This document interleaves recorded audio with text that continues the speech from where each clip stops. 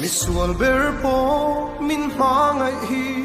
amak katilal pa eng tiang po in hay derila min en koli thul lo kan nur hlui wangin min mangai kiam lo ve min en kol dana min mangai zia alang im mangai le không ai na hian khay bi kan nei lo ve en ang mi ko lo ni la mangai thấy lo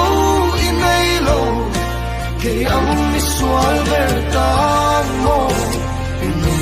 lan mai le min mangai